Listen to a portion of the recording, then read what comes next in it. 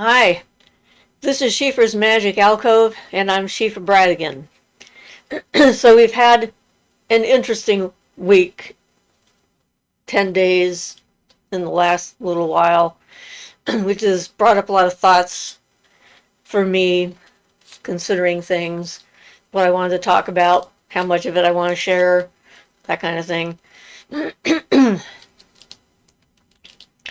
And there are a number of potential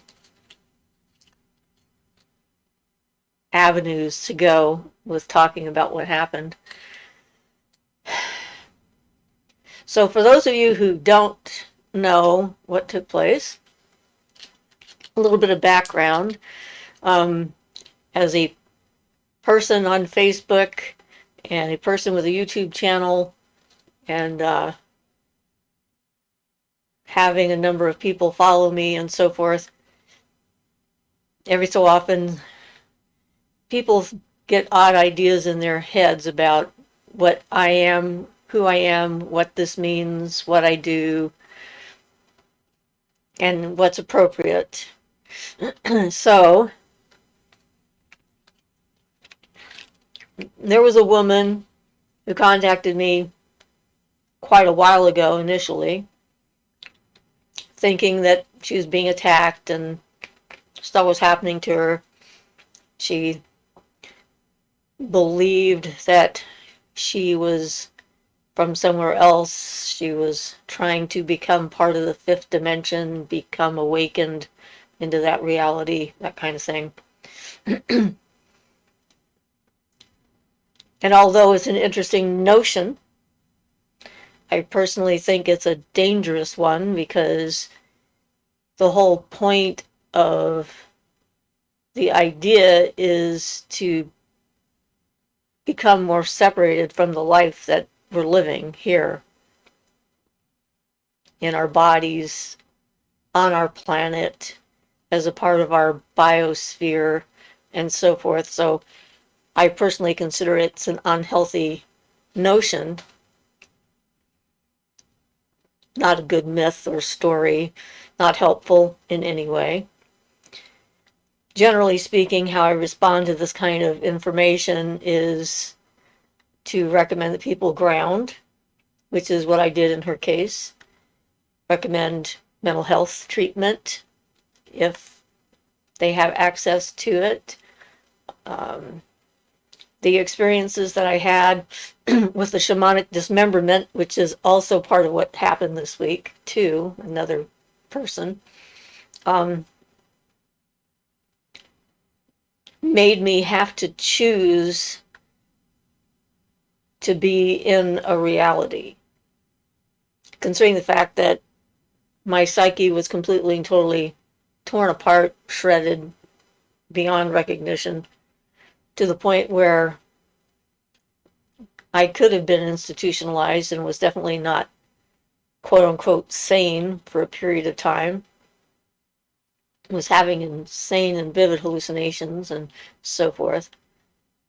And through all that, made a choice to be here in this reality, to interact in the physical world and to be a part of it, and to restructure my entire personality in order to make that happen.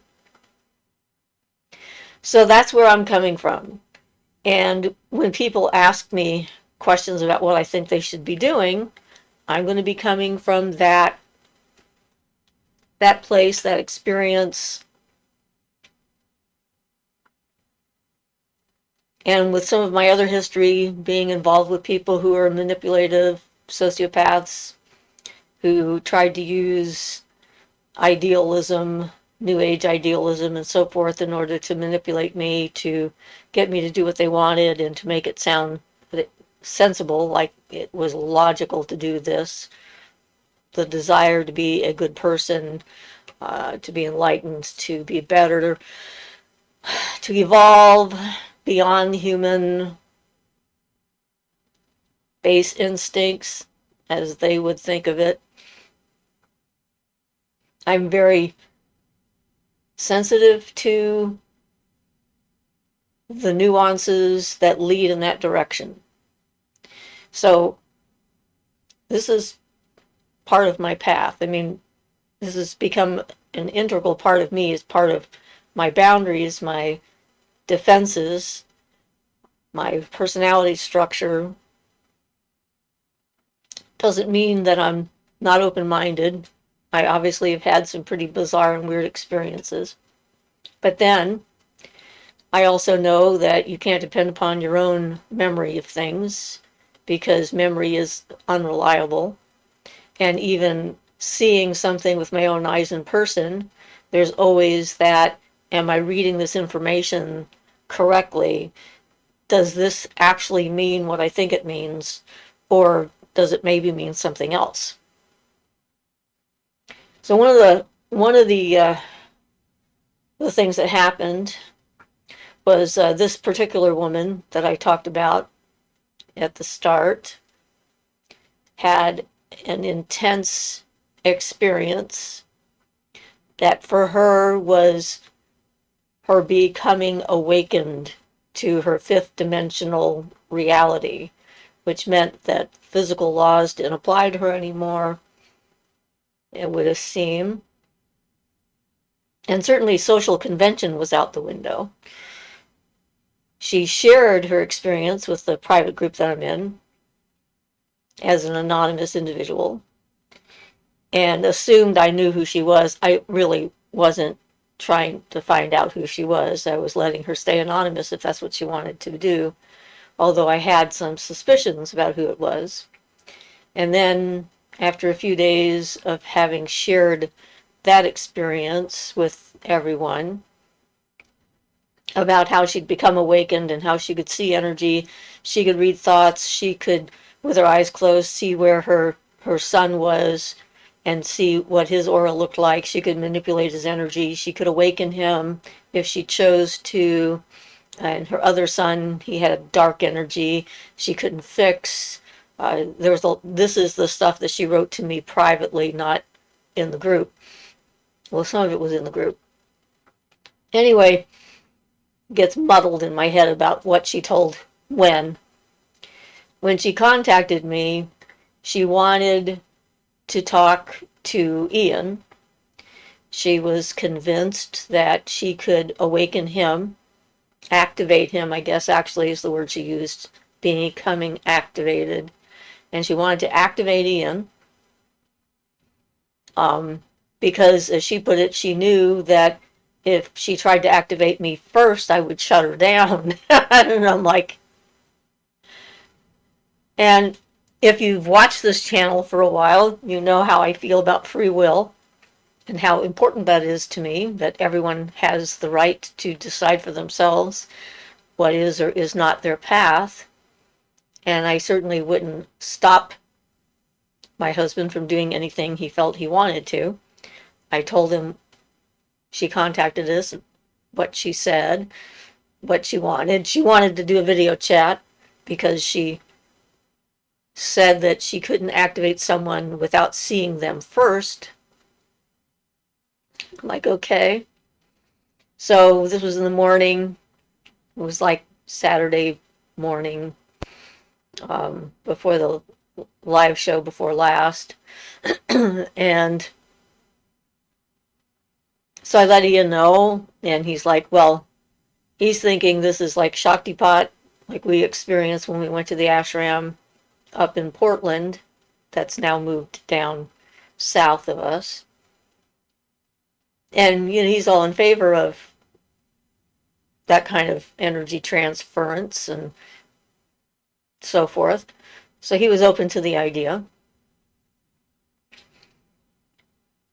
But he was getting ready to go do his usual morning meditation, and I was getting ready to go work on a client.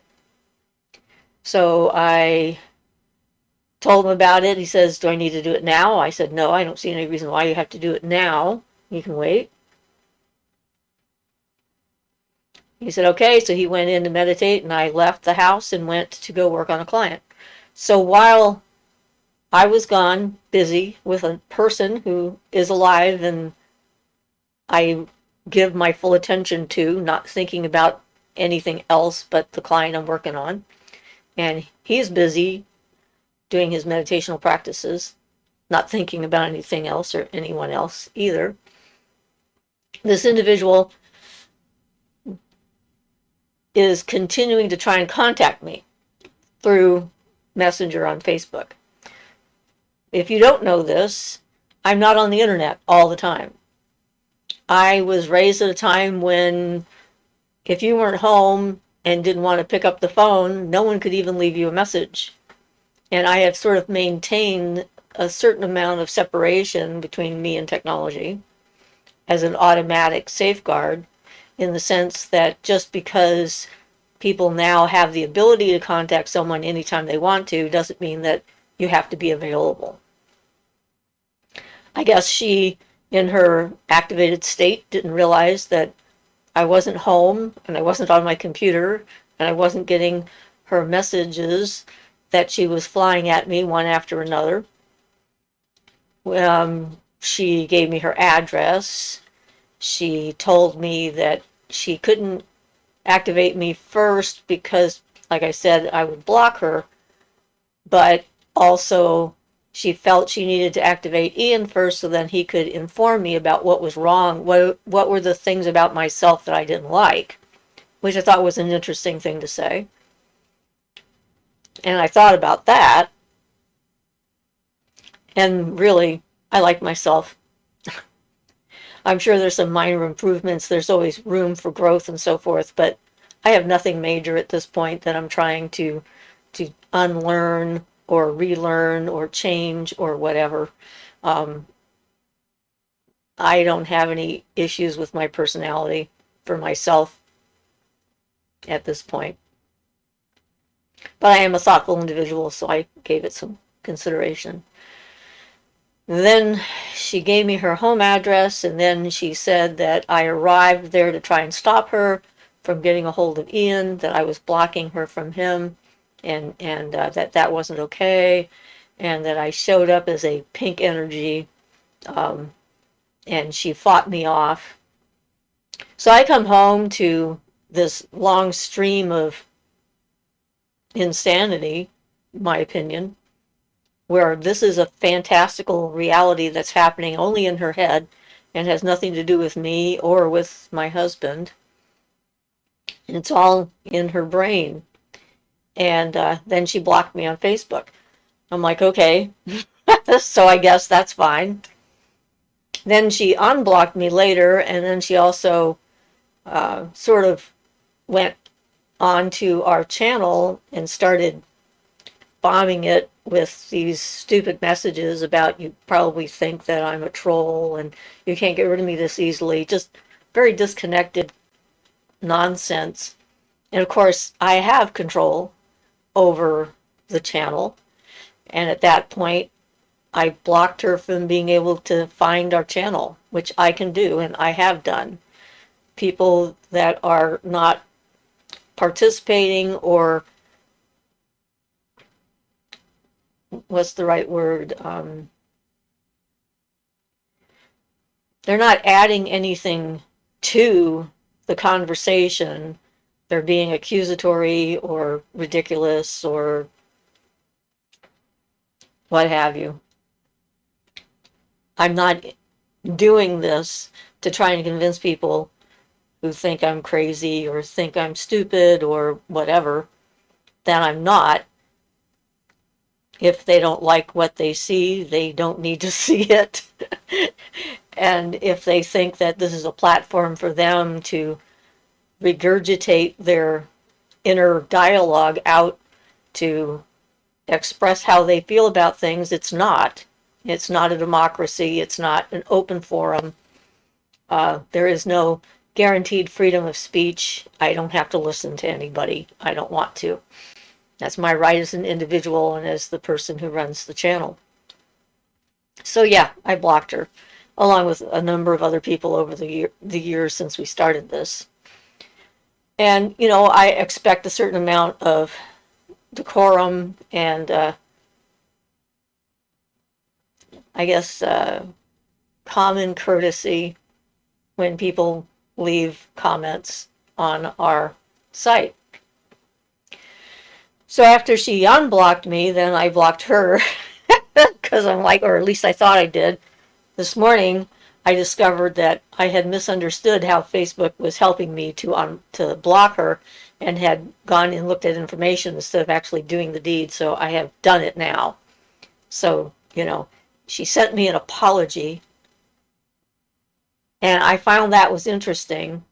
But she still said that she's activated or awakened, which tells me that she actually hasn't come out of whatever this was that happened to her and realized the offense, that lack of understanding of what's going on. So I don't trust her. And, I talk about having personal boundaries a lot. That's one of our main discussions, I think, that continually comes up because of things like this. And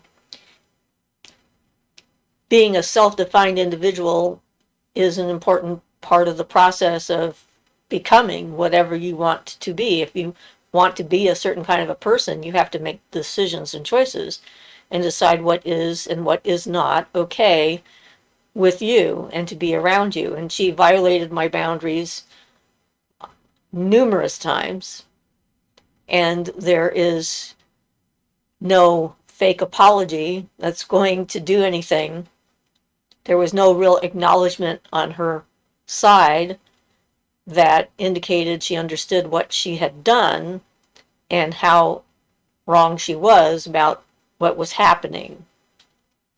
And so it's pretty clear to me I can't trust her instincts or her apology. Just because someone says they're sorry doesn't mean that they actually are. So that was part of what happened. I also got a comment on my video about the shamanic dismemberment, which I thought was interesting, and I let that one go through. And the person indicated that he thought I had done my experience wrong, which I thought was an interesting take, considering it's a personal experience and I was psychotic. And I survived and was able to rebuild myself and be me now, which in itself is quite miraculous and takes a heck of a lot of work and determination and willfulness on my part. But the reason he gave, I thought was interesting, was that in part of the experience at the beginning, when they're asking me for all of my keys and I'm giving them all away, and I feel like I'm being completely consumed, I get down to a point where there's like what I describe as like a minute, like a grain of sand of me left, and I refused to give that up, and I kept it. This is what this individual objected to, that by keeping that, then I was keeping my ego, and then that would grow up and come back, and everything would come back the way it had been before, and I would have failed in becoming enlightened or whatever. So it brought up the subject of ego. And I thought it's an interesting discussion, and probably an important one if you want to understand where I'm coming from with this to start with. And if not, that's fine. You can just turn it off. But sort of like with other words like anger and love, words without context don't really have an ultimate meaning. They only have a meaning in relationship to other things. And there's different sides to ego.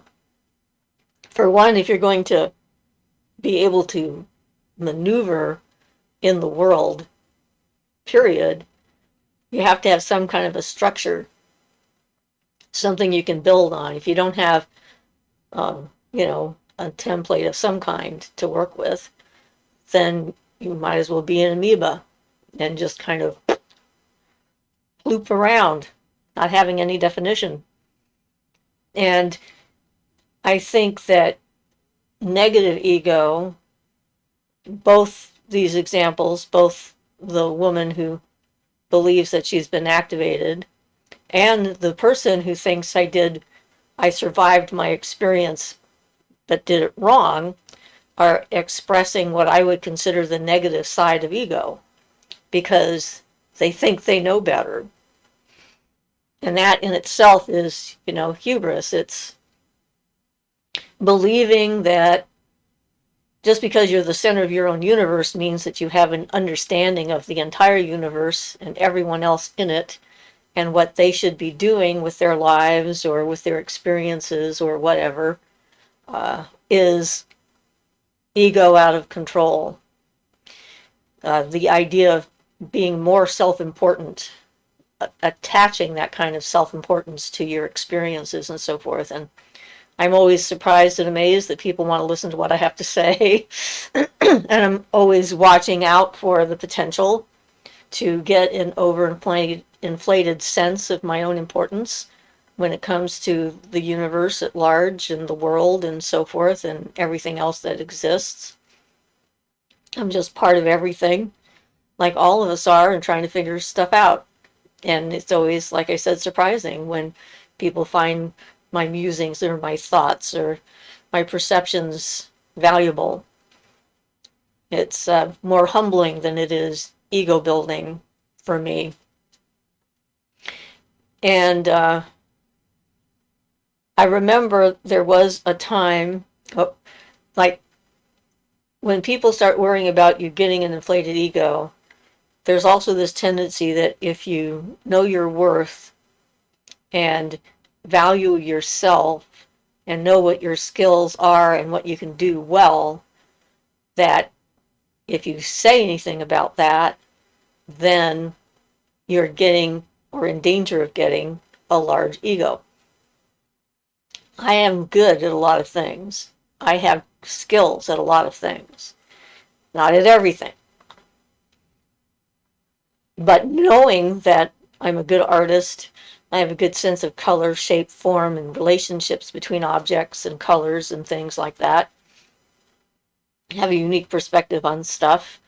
I'm a healer, can help people get out of pain because I have literally tens of thousands of hours of actual experience with people in pain and helping them to confirm my bias that I'm a healer. And what it is for me, it's not an ego bragging kind of a thing. It's just an acknowledgement of my worth and who I am and what I can do. It's not false modesty either. I'm trying not to get into that. So I think that the trap of ego often applies itself to that idea of self-importance and the stories that we tend to tell ourselves to make ourselves more important in the story of life than is probably warranted. Most of us aren't in a position of that much power to influence civilization or culture or, the planet or what have you. We have our own little parts that we might play. And if we are doing our job to play our part well, we might have a positive impact overall in our little corner. But when people start absorbing the notion that they're here for a special divine purpose, that only they can save the planet, only they can perceive the truth about reality, that switches over to everyone's against them, and there's a lot of conspiracies and so forth out there that are trying to stop them from doing this good work that they're supposed to do. The whole notion of good versus evil, etc. It brings up the myths and the stories that we tell ourselves and how important it is to look at them and decide if they are actually valuable and helpful stories.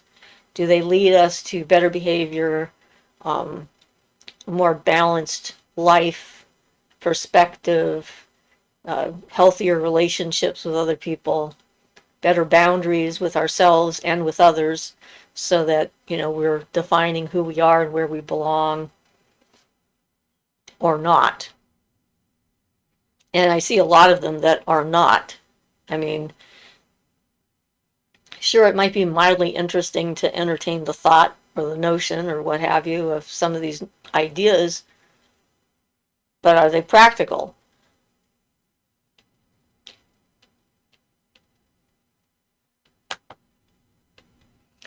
And I think that being practical is an important criteria. It's always been that for me. I've always been pragmatic in that sense. When I lived with David, who I was with, I think, for about 5 years, he was the psychologist. He was a Jungian analyst, and his thing was everything had to have a relationship with everything else. Everything had to have a meaning. There were no accidents in the universe.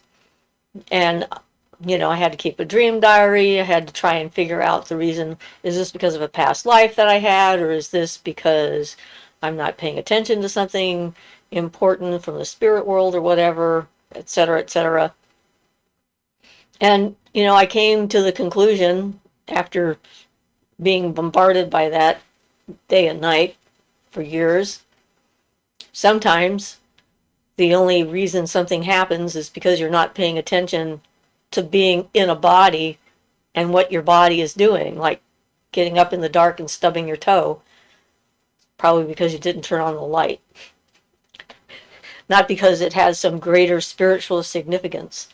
So trying to lead a life where absolutely everything that happens has to have greater spiritual significance is exhausting and crazy making, and probably not useful or helpful.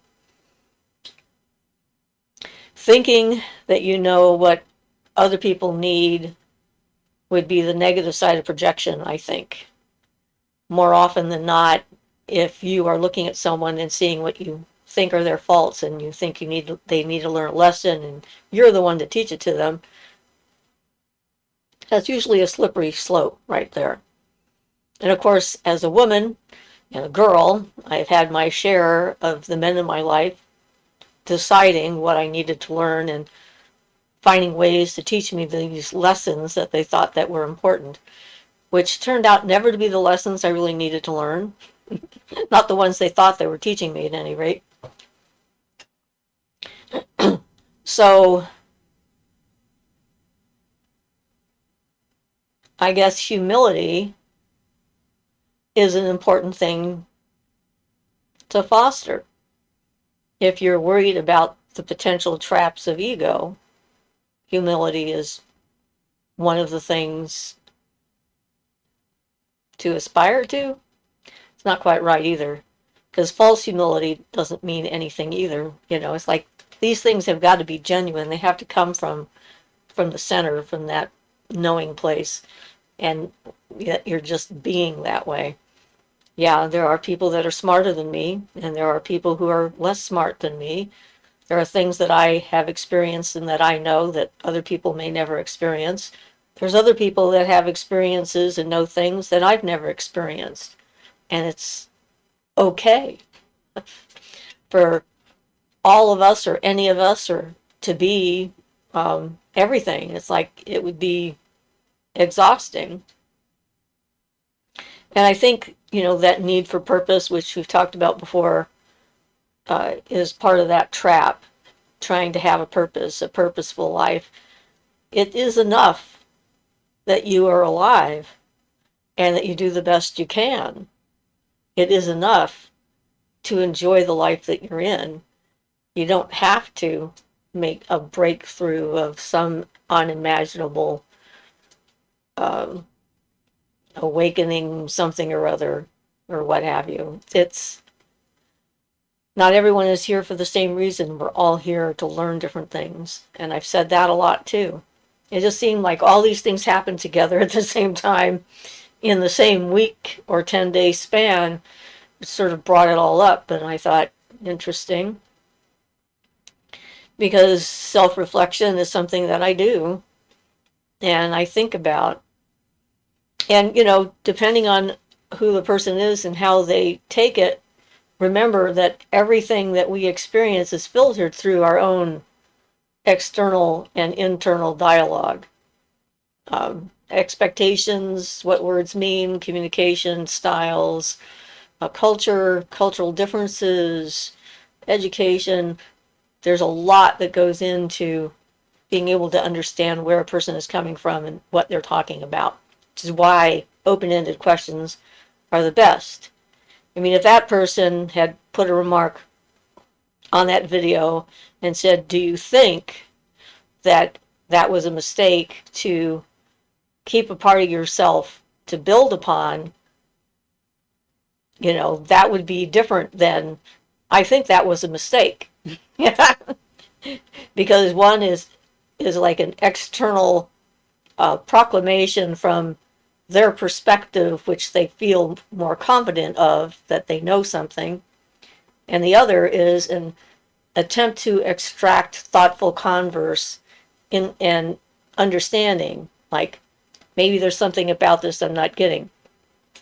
Of course, one of the things about that particular experience that probably went over their head or they didn't get was that once I had taken that one part of me to keep, then I had to remember all the parts of me I had already given away. And they came back as monstrous, distorted, disfigured, painful, tortured, and all kinds of things that I was really not wanting to remember at all and have to experience again. So the other half of that equation was left out of the assumption that the individual made about what happened to me. And again, it's linguistics. As Ian is fond of saying, it's all about how you define the word and what you mean by when you say it. So I guess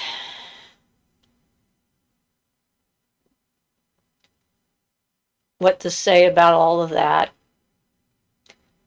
I have boundaries for a reason, but that doesn't mean I'm not approachable. I expect people to respect my time and my space. And I prefer it when people try and find the answers themselves before they come to me for the answer, obviously. Because you finding the answer for yourself is more important than anything I might say. Because only you can learn. I can't learn for you. I emphasize that this path is individual and you have to choose it for yourself.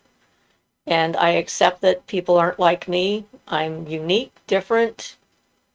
That doesn't mean I'm better than anyone else.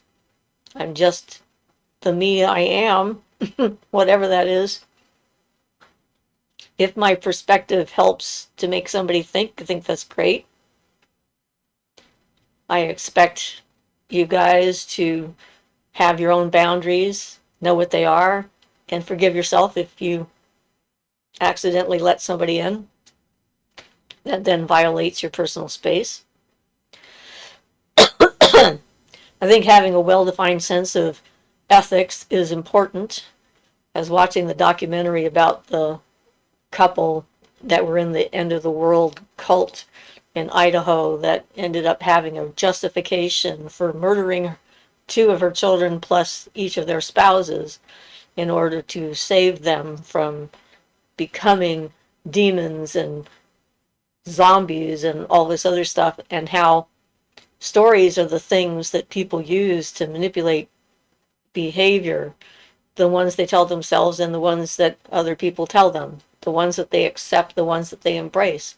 But we can not embrace those stories if we choose not to. So for me, having been through some of that kind of cult-like activity, like I said, I'm kind of hyper-vigilant when it comes to the potential for that to happen. And I see the early warning signs of somebody thinking along in those directions or using what I consider manipulation, emotional manipulation tactics in order to get what they want. And the woman's non-apology apology is an example of that, where it's like, I've now apologized to you. I've told you that I know what I did was bad, but you should know that I'm actually still awakened, and I hope that you can forgive me, but I can understand if you can't. But the undercurrent is, I should. So, I've seen some of uh, of my friends going through this process and becoming individuals, and I'm very proud of every one of them and the uniqueness that they express and that they are, and that is an important step to take, to stand for something, um, and to create their path, find out what's truly important, what's important to you, what makes you happy, what gives you joy, what helps you connect with life. These are the things that I think are important. And our planet deserves to have the best of us, and it deserves to have the best of us present on the planet.